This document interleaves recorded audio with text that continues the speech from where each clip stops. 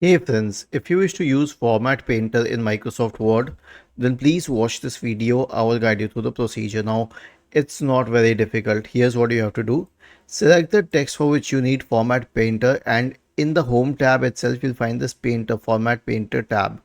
Okay, so what does it say? It looks like a particular selection. You can apply that look to the content of the document. So let us say that I had changed its font to Arial black, and then I'll select it, and then I'll click on Format Painter.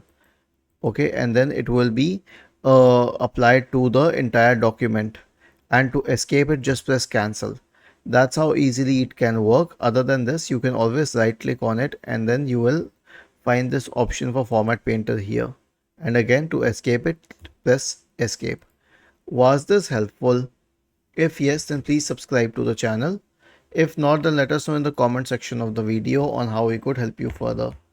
Thank you for watching this video and have a nice day.